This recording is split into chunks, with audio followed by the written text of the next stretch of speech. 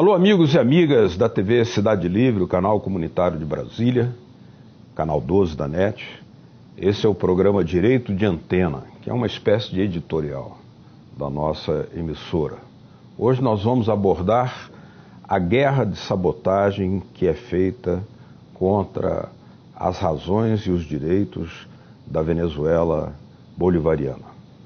Grandes interesses mundiais, grandes poderios econômicos e militares mundiais, dos Estados Unidos, por exemplo, da Colômbia, e também organizados na Organização dos Estados Americanos, a OEA, estão sabotando o legítimo direito histórico da Revolução Bolivariana de seguir o seu caminho, escolhido por meio do voto popular que elegeu Hugo Chávez em 1998. Ali iniciou-se um processo de transformações sociais da Venezuela, onde a grande maioria do povo não participava da política, sequer tinha documentos. Receberam os documentos, inclusive, por parte do exército bolivariano, representado por Hugo Chávez, um exército consciente, democrático, politizado, que defende os ideais de Bolívar, anti-imperialistas, buscando a integração latino-americana. Então esse povo passa a participar dos destinos da Venezuela. Iniciada essa transformação, a Venezuela hoje já não é mais um país que tenha o analfabetismo, foi extinto, segundo a Unesco. A Unicef reconhece a Venezuela como um dos países que mais reduziu na América Latina a desnutrição infantil. E também a Organização Internacional do Trabalho e a CEPAL, organismos independentes, reconhecem que a Venezuela expandiu os direitos dos trabalhadores, elevou o salário mínimo, além de possibilitar uma formalização extraordinária do trabalho, onde antes boa parte do povo venezuelano era submetida ao trabalho informal, de ser um camelô, e hoje estão organizados em cooperativas, em empresas estatais, empresas públicas, e possuem direitos trabalhistas reconhecidos, inclusive, por meio da força do Estado, mas também reconhecidos por setores empresariais. Algo muito parecido com o que aconteceu com Getúlio Vargas aqui. Antes de Getúlio, era um Brasil que havia saído da escravidão sem direitos trabalhistas, sem salário mínimo. O mesmo passou na Venezuela com Hugo Chávez. Há muita similaridade entre Hugo Chávez e Getúlio Vargas. Aliás, o presidente Hugo Chávez sempre declarou grande admiração pelo presidente Getúlio Vargas. Só que, depois de 18 anos de revolução, a Venezuela conseguiu, inclusive, um desenvolvimento do PIB muito elevado, muito acima do que havia acontecido 30 anos antes da Revolução, que se inicia com a eleição de Chávez, em 98. E o PIB cresce, o consumo de alimentos cresce, uma série de itens importantes crescem, a construção de moradias foi uma das grandes conquistas da Revolução, porque a Revolução assumiu o controle da renda petroleira.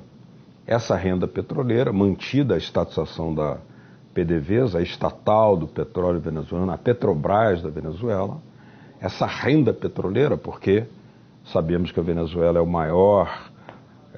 tem a maior reserva de petróleo do mundo, essa renda passa finalmente a ser utilizada em favor do povo da Venezuela. Construir casas, escolas, hospitais, estradas, né? Metrô, por exemplo.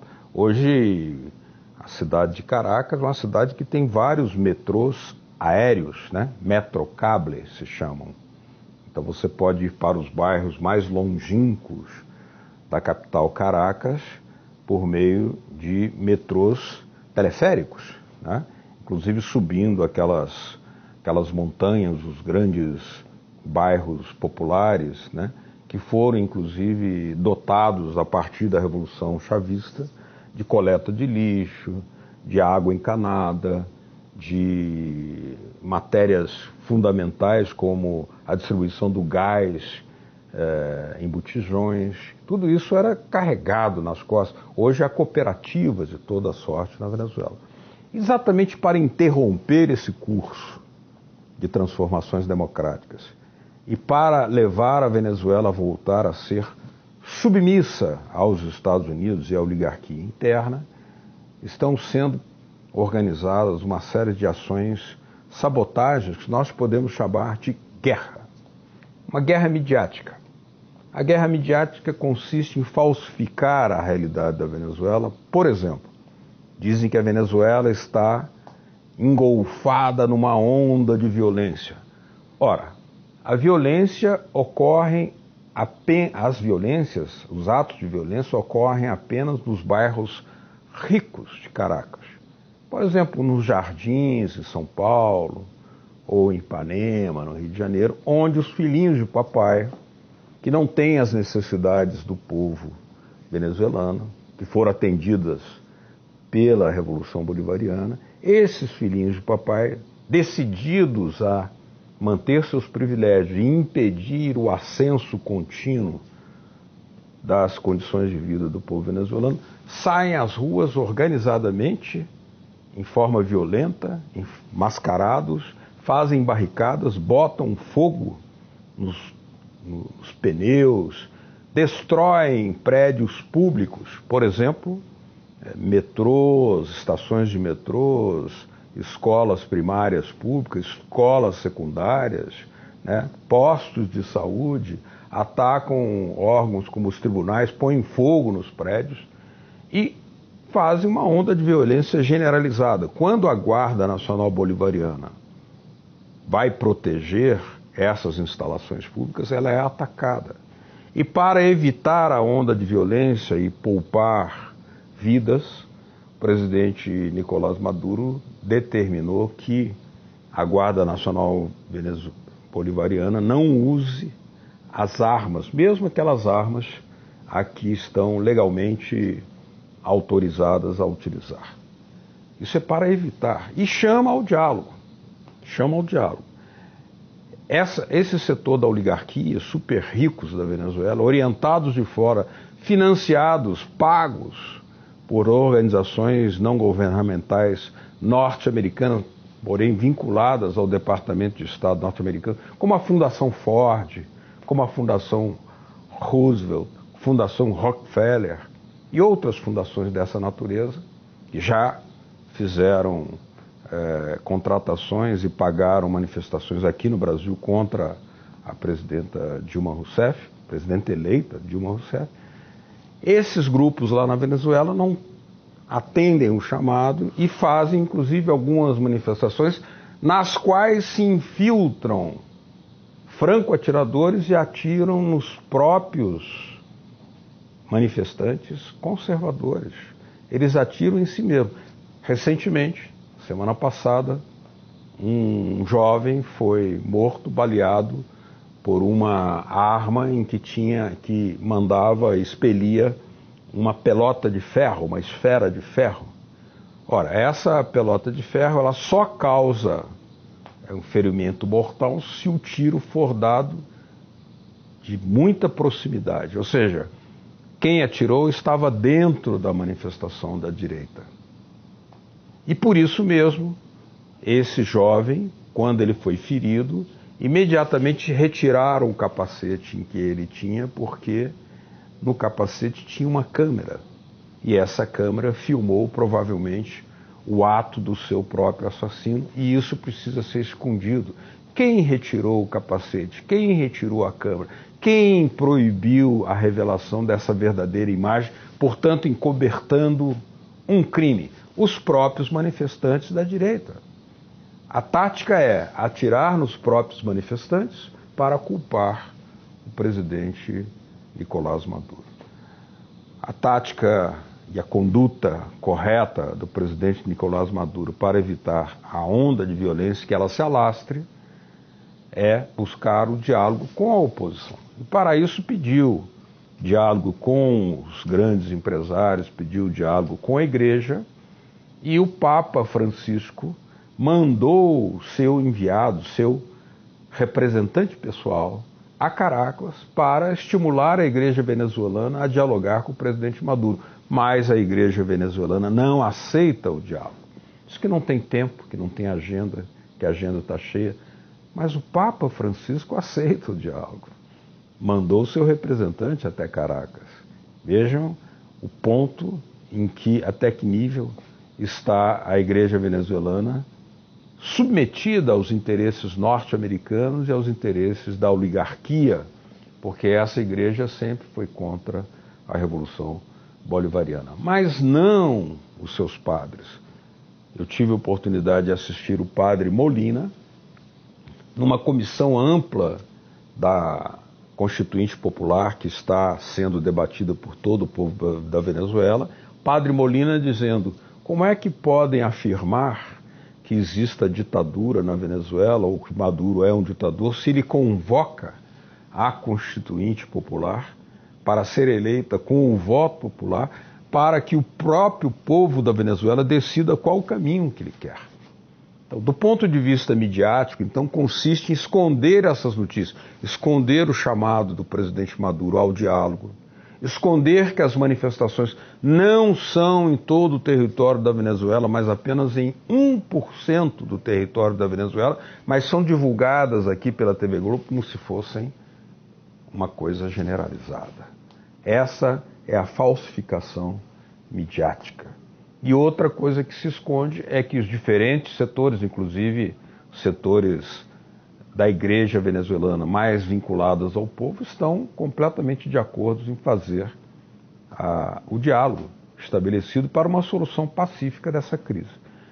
A outra guerra é a guerra econômica. E essa guerra econômica tem duas variantes.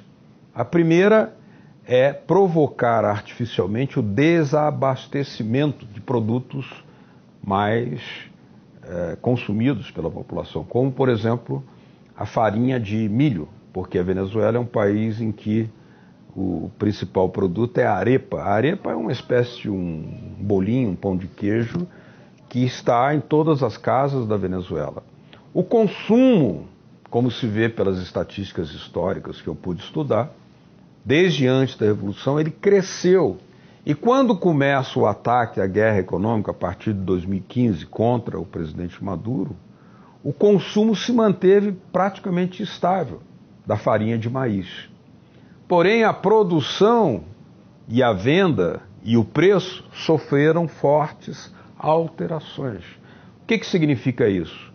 Que os grandes moinhos privados, os grandes empresários, como a empresa Polar, que é dona da maior fábrica de cerveja, da maior parte da produção de alimentos na Venezuela, ela continua produzindo, mas ela esconde, vai para o mercado ilegal e aí há um superfaturamento, um aumento de preços absurdo, extraordinário, completamente injustificável. A farinha de maíz, por exemplo, em um ano subiu de preços 3.000%, ou seja, é como pão de queijo para o mineiro ou uma tapioca para o nordestino, é comida do dia a dia. Então isso é para provocar o mal-estar e esse mal-estar ser utilizado com finalidades eleitorais para desestabilizar o governo de Nicolás Maduro. Essa é a tática. Essa é a primeira variante da guerra econômica, o desabastecimento. Não é que esses produtos não existam, até porque foram importados e foram depois desviados para o mercado ilegal, paralelo, ou para a Colômbia, onde são encontrados na fronteira, há todo um esquema ilegal, paralelo, mas a preços enormes. Então, por isso mesmo, o governo venezuelano teve que mudar as cédulas em dinheiro, porque havia também a possibilidade de uma guerra monetária para a fabricação de outro tipo de cédulas de dinheiro para provocar o caos monetário na Venezuela. Ou seja, a Venezuela está enfrentando uma série de medidas de sabotagem. A outra variante desta guerra econômica é a inflação induzida. Ou seja, como grande parte da economia venezuelana ainda é formada por oligopólios. Esses oligopólios que determinam, por exemplo, na fabricação ou da farinha, ou do café, ou do açúcar, eles combinam entre si e elevam o preço. Reduzem a oferta. Ao reduzir a oferta, há uma pressão de procura. Por isso as filas que a TV Globo mostra aqui, como se isso fosse culpa do Maduro, mas isso é o resultado da sabotagem da guerra econômica que a Venezuela está sendo alvo nesse momento. Nesse sentido, o governo de Nicolás Maduro tomou duas providências. A primeira delas é formar os comitês locais de abastecimento populares, que não são apenas comitês para a redistribuição. Eles também estimulam, em diálogo e em parceria com as comunas populares, a produção de alimentos nos bairros, né? A agricultura urbana cresceu enormemente, a produção de cereais cresceu na Venezuela durante todo o período da Revolução, né? A produção de leite teve um aumento, um incremento de algo em torno de 30% a 40% nos últimos 15 anos, só que isso significa que é preciso haver uma mobilização cada vez maior, e ela tem acontecido por uma convocatória do governo de Nicolás Maduro para que haja produção de sapatos, coisas do dia a dia da população, por esses comitês, nas comunas que são instaladas nos bairros, nos terrenos que são cedidos, terrenos públicos são cedidos pelo governo da Venezuela. Isso se espalha por todo o território da Venezuela, inclusive com a participação dos militares, que lá estão unidos ao processo revolucionário. A unidade cívico-militar é a ferramenta fundamental para garantir a resistência contra essa ingerência norte-americana, que tem dentro da Venezuela o apoio desses grupos oligárquicos que querem derrotar o governo de Nicolás Maduro para, evidentemente, botar a mão na maior reserva de petróleo do mundo. É por isso que a Venezuela é alvo, é por isso que ela é tão cobiçada, ela é tão atacada, ela é tão falsificada na sua realidade, para justificar os interesses norte-americanos. Porque quando Chávez é eleito, ele acaba com aquela farra em que o petróleo era praticamente, na Primeira e na Segunda Guerra Mundial, ele foi usado para as tropas norte-americanas, e as ruas de Washington, por exemplo, nos Estados Unidos, são praticamente todas asfaltadas com petróleo venezuelano regalados. O que o presidente Maduro está fazendo? Convocar uma constituição, mas não uma constituição dos partidos, da elite política, uma constituição popular, uma constituinte popular, Assembleia Nacional Constituinte eleita pelo voto popular. Como se pode chamar Maduro de ditador se ele está convocando o voto popular, a participação da sociedade, ampliando a participação da sociedade, inclusive com uma constituinte que tem uma característica nova, diferente, de ser uma constituinte com uma eleição setorizada, ou seja, a classe operária terá um certo número de deputados, os campesinos terão um certo número de deputados, as pessoas com dificuldades ou com menos capacidade ou com necessidades especiais terão também uma representação. Os estudantes, os jovens terão uma representação na Constituição. Não será ela controlada pela burocracia dos partidos. E é por isso que a oposição está contra a Constituinte. Porque se a oposição acha que Nicolás Maduro é um ditador e que é um governo impopular, ela deveria ir à Constituinte para ganhar a eleição, já que é um governo impopular, como dizem ela, que é um governo impopular. Mas por que não vai? Porque sabe que essa oposição está sitiada, digamos, está localizada nos setores mais ricos da sociedade venezuelana, e a violência também nos bairros mais ricos são praticamente controlados por uma onda fascista dessa juventude que tem muitos de seus integrantes pagos por ONGs norte-americanas, sobretudo norte-americanas, Fundação Ford, Fundação Rockefeller, Fundação Koch, por exemplo, para dar alguns exemplos. Mas a Constituinte setorizada, com cotas para setores sociais, que aliás o presidente Getúlio Vargas, já na Constituinte de 34, propôs que os operários tivessem uma cota de 40 cargos para que estivessem representados, porque no livre jogo, sem apoio nenhum do Estado, das leis, a classe operária estaria sempre em desvantagem para eleger uma bancada que pudesse atender no parlamento os interesses dos trabalhadores, que são a maioria na sociedade.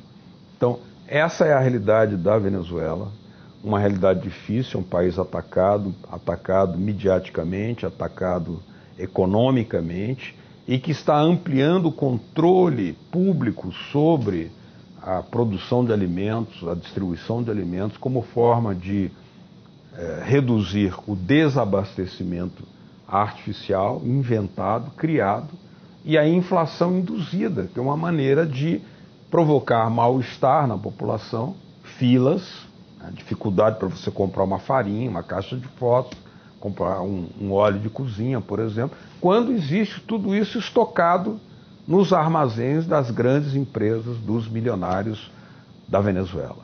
Mas estamos seguros que a participação popular, a confiança que o governo está estabelecendo nessa participação popular, convocando a Constituinte Popular, né, uma Assembleia Nacional Constituinte, para, inclusive, reformar o Estado, para democratizar mais o Estado, para criar mais instrumentos de protagonismo do próprio povo para definir os rumos históricos da Revolução Bolivariana, é uma medida muito importante que precisa ser entendida, porque as mentiras que aqui no Brasil, por exemplo, a TV Globo lança diariamente contra o governo do presidente Maduro e contra a Venezuela bolivariana, tem por objetivo confundir a opinião pública, confundir tudo e justificar, como se pretende pela Organização dos Estados Americanos, a OEA, uma intervenção na Venezuela sob a falsa alegação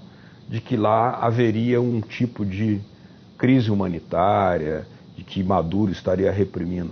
Pois bem, basta ver a posição do Papa, que lamenta que a oligarquia e a oposição venezuelana não atenda ao chamado de Nicolás Maduro para o diálogo, e só o diálogo pode alcançar a paz e pode alcançar uma convivência democrática que permita à Venezuela bolivariana continuar elevando os seus níveis de educação, de cultura, seus indicadores de desenvolvimento humano, que são reconhecidos pelos grandes organismos internacionais como a CEPAL, a OIT, a OICEF e a própria Unesco. Hoje a Venezuela é já um território livre do analfabetismo.